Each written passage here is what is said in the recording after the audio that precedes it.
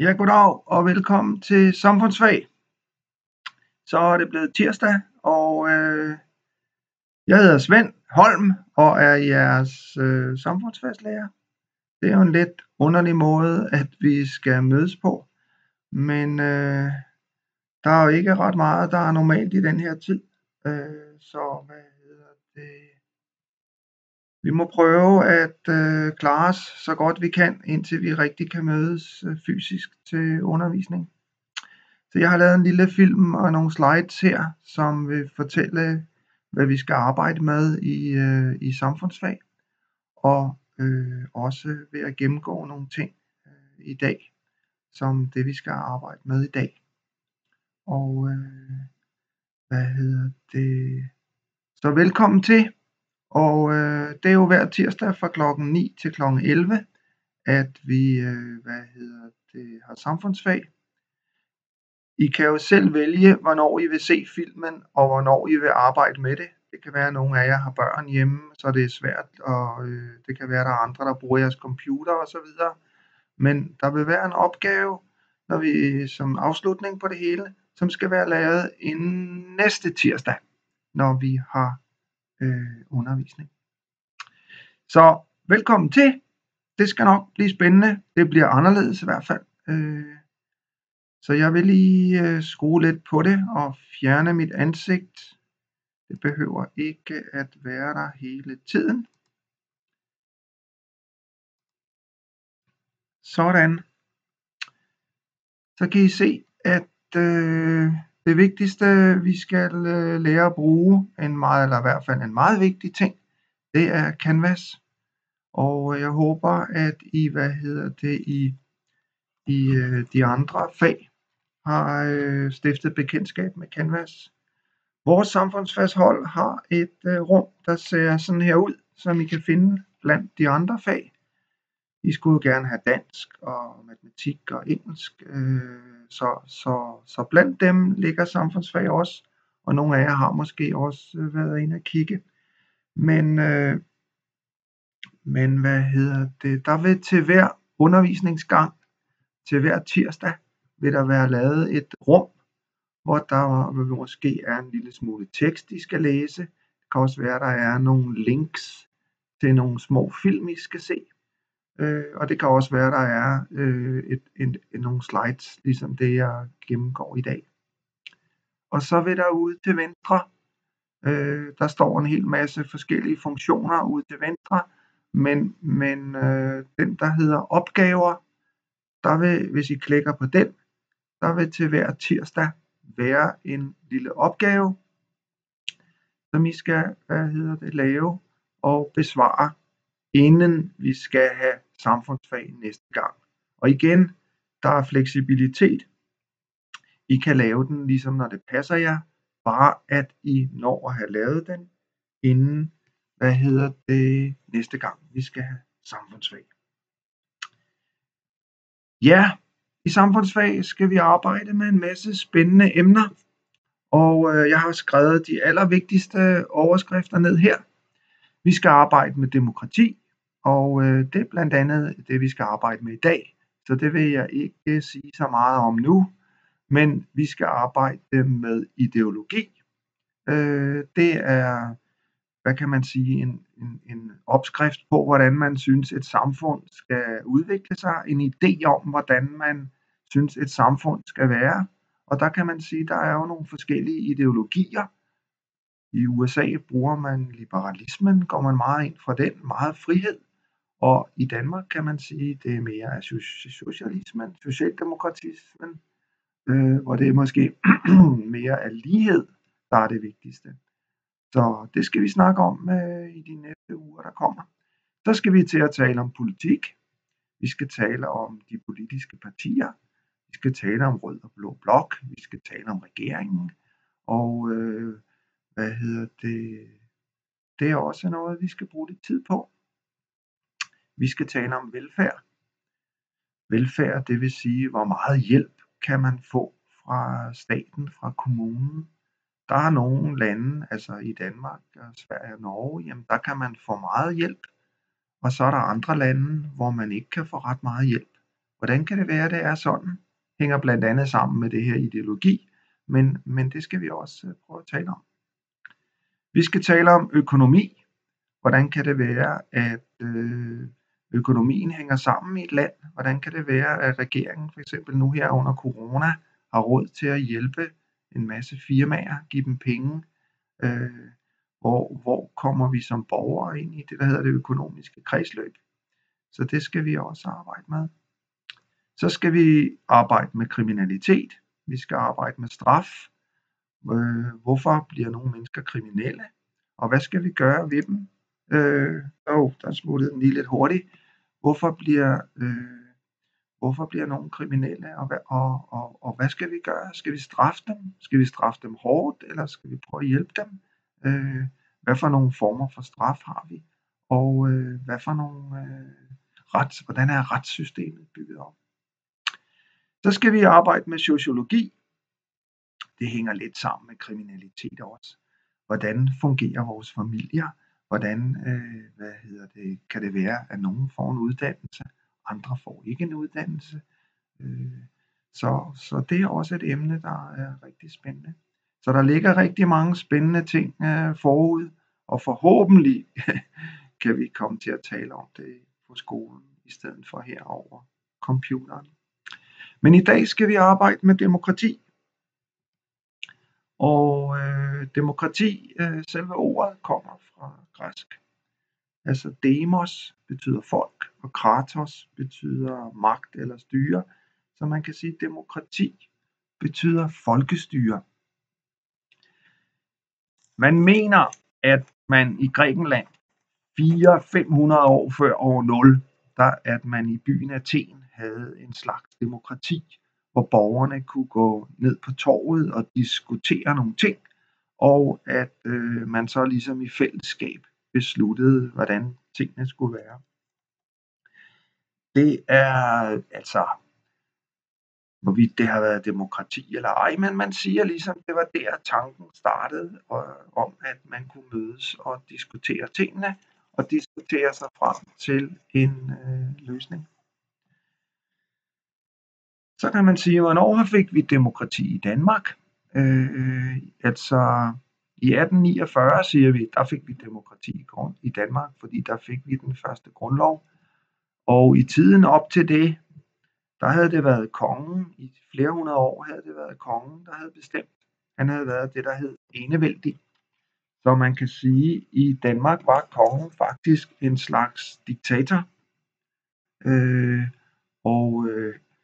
Jamen han kunne sætte dig i fængsel, han kunne tage din jord, han kunne altså faktisk bestemme ret meget. Han havde selvfølgelig folk til at hjælpe sig, men det blev selvfølgelig upopulært.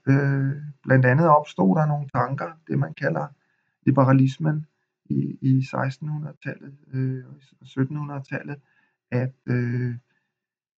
det var alle mennesker skulle have lov til at bestemme. Så det betød, at man i mange europæiske lande faktisk havde en slags oprør mod kongen, og faktisk i nogle lande havde borgerkrig. Heldigvis blev det ikke så slemt i Danmark. Der mødtes folk og holdt møder og sagde, vi vil have demokrati, vi vil have lov at bestemme. Og jeg tror, den danske konge kunne godt se, at hvis ikke der skete noget, så kunne der måske komme oprør i Danmark. Så vi fik, som sagt, 5. juni 1849, fik vi en grundlov, der blev underskrevet af kongen. Og den er faktisk kun blevet ændret 4 gange siden.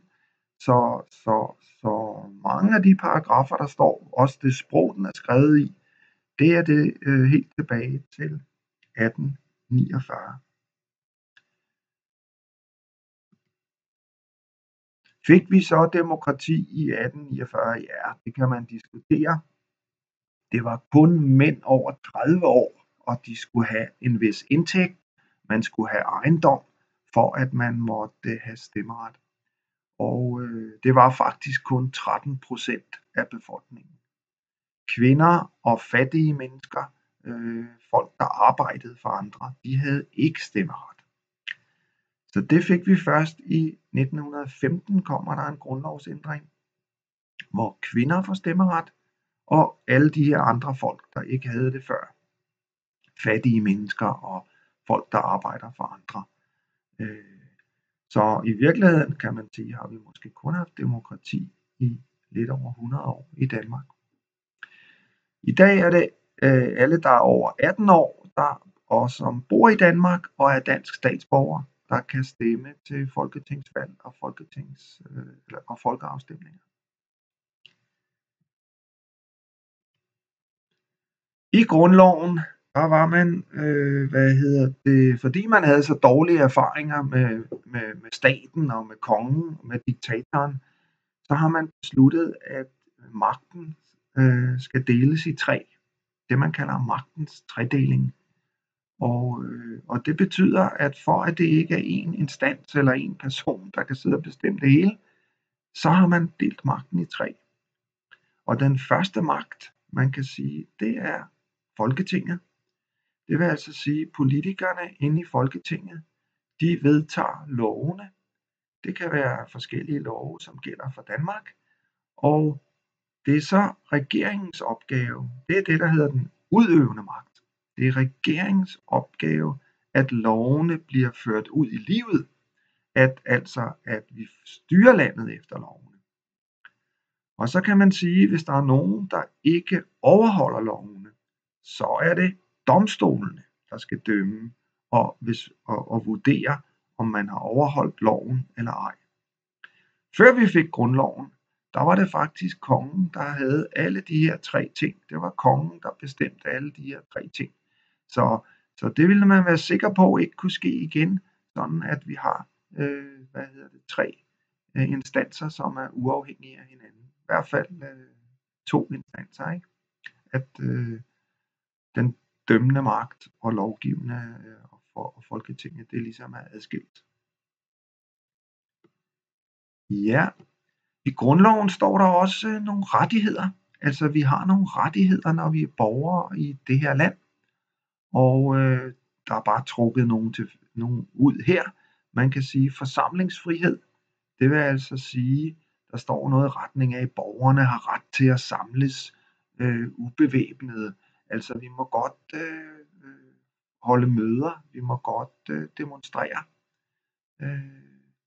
Og man kan lige sige her, mens der er corona, der har man jo faktisk skåret ned på forsamlingsfriheden. Man må faktisk lige nu her i starten af januar kun være 5 personer forsamlet. Men vi må faktisk stadigvæk godt demonstrere, selvom der er corona. Så må vi godt være flere end 5 mennesker sammen.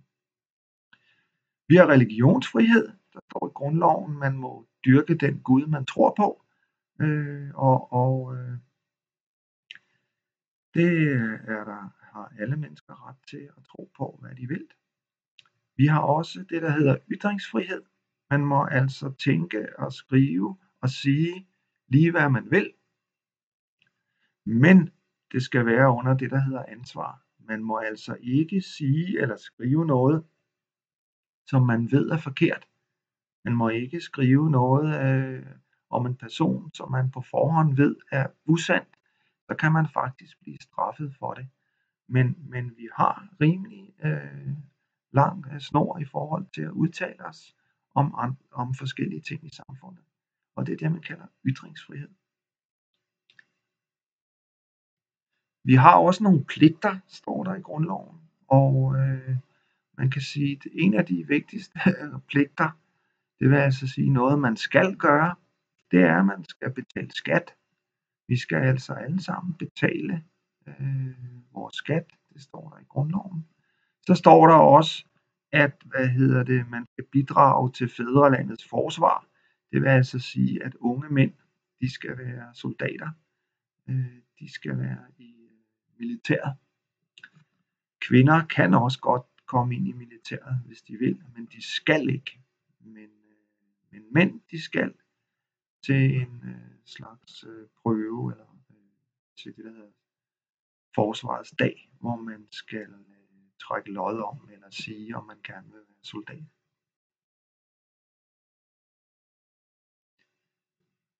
Demokrati det lyder jo som en god ting, og det synes de fleste jo nok også. Og man kan sige, at der er 2 former for demokrati, man taler om. Man taler om det, der hedder direkte demokrati eller indirekte demokrati. Direkte demokrati, det er, hvis man, og her i Danmark er det typisk, hvis vi har det, der hedder folkeafstemninger, hvis vi skal stemme ja eller nej til nogle ting. Det kan være for eksempel en ændring af grundloven. Det kan være noget med, at hvis vi skal afgive magt til EU, så har vi folkeafstemninger i Danmark. Det er faktisk ikke så tit, vi har det. Der er nogle lande, man fremhæver altid meget ofte Schweiz. Der har man meget ofte folkeafstemninger jeg hørte om, de havde folkeafstemning om man skulle have, hvor mange posthuse man skulle have. Jamen, der er nogle forskellige regler. Hvis et vist antal mennesker skriver under så på det, så kan man faktisk få gennemført, at der skal være en folkeafstemning. Det er lidt mere besværligt end i Danmark. Men det vi oftest har her i Danmark, det er det vi kalder indirekte demokrati eller repræsentativt demokrati. Det vil altså sige, at vi vælger nogle repræsentanter. Det kan være, at vi vælger nogle i kommunen, eller vi vælger nogen til Folketinget, som så tager beslutningerne på vores vegne. Og så kan vi jo, hvis vi er utilfredse med dem, så kan vi demonstrere, vi kan skrive i avisen, eller vi kan stemme på nogle andre, når der kommer valg næste gang. Men repræsentativ demokrati, det er altså nogle repræsentanter, vi vælger til at tage beslutningerne på vores vegne. 2 former, direkte, indirekte. I Folketinget har vi 179 politikere, altså folketingsmedlemmer, og de 175 er valgt i Danmark, 2 kommer fra Færøerne, og 2 kommer fra Grønland. Og man kan højst blive valgt for 4 år ad gangen. Så skal der være et nyt valg. Så kan man blive valgt igen, men som udgangspunkt bliver man kun valgt for allerhøjst 4 år. Og politikernes arbejde er at vedtage lovene. For at få flertal, kan man sige, i Folketinget, så skal man jo have halvdelen af 179, så derfor taler man meget om i dansk politik, at man skal kunne tælle til 90. Man skal altså skaffe 90 stemmer for det lovforslag, for det man gerne vil have vedtaget. Regeringen, det er typisk det parti, der har fået flest stemmer, eller det parti, som der er flest i Folketinget, der peger på, skal være regering. Og lige nu i Danmark er det jo Socialdemokratiet, der er regering. Det er Mette Frederiksen, der er statsminister. Og en regering består typisk af 20 ministre. Det er sådan lidt forskelligt, 18, 19, 20. Der er en udenrigsminister, en indenrigsminister, finansminister, sundhedsminister osv., som ligesom tager sig af de områder. Hvis Folketinget ikke er tilfreds med regeringen, så kan de afsætte den. Så altså, hvis der er et flertal i Folketinget, der siger, at vi er utilfredse med regeringen, så skal regeringen gå af. Så skal statsministeren udskrive valg, eller skal i hvert fald gå af og sige, jamen, så må der et andet parti, der må, lave en ny regering. Det sker ikke så tit i Danmark, men det er der sket. Jamen, altså, hvordan kan man deltage i demokratiet? Der er jo selvfølgelig andre måder end kun at stemme ved valgene. Man kan melde sig ind i et politisk parti. Der kan man få indflydelse på, hvordan partiets politik skal være. Man kan deltage i lokalpolitik, altså den kommune, man bor i. Der kan man prøve at være med der. Man kan være med i det, der hedder interesseorganisationer. Det kan være Greenpeace, Det kan være Danmarks Naturfredningsforening. Det kan være FDM, altså bilejernes organisation. Man kunne stille op til kursistrådet på VUC. Så kan man repræsentere dem på ens hold. Man kan stille op til bestyrelser. Det kan være idrætsforeningen, det kan være skolen, det kan være jeres børns daginstitution, børnehave, vuggestue, at der tit bliver spurgt om til møderne, om der er nogen, der vil være med der. Man kan skrive læserbreve til avisen, man kan skrive på Facebook, og så kan man jo gå med i demonstrationer, altså der er mange forskellige muligheder. Man kan være med i demokratiet. Ja, nu skal vi til så småt at slutte af. Der er nogle links her til nogle små film. Den ene handler om grundloven, og den anden handler om magtens tredeling. Og opgaven til næste uge bliver så, at med dine egne ord prøve at forklare,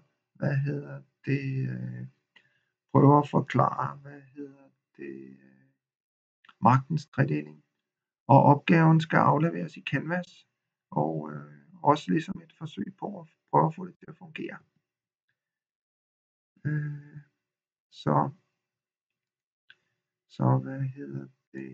Jeg kommer lige tilbage her. Sådan. Så kommer jeg lige ind over igen. Og tak for i dag. I er jo også velkommen til at kontakte mig, skrive en mail til mig, hvis der er noget, I vil spørge om. Og ellers har vi jo samfundsfag igen næste tirsdag, hvor vi skal prøve at gå videre med de politiske partier. Så tak for nu, og til vi ses igen. Stop.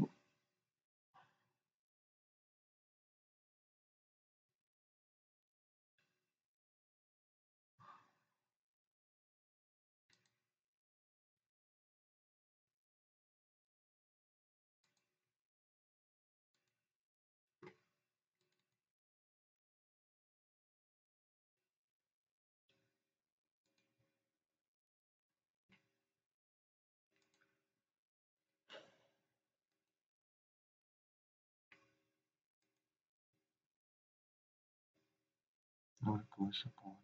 No, det kan jeg godt take.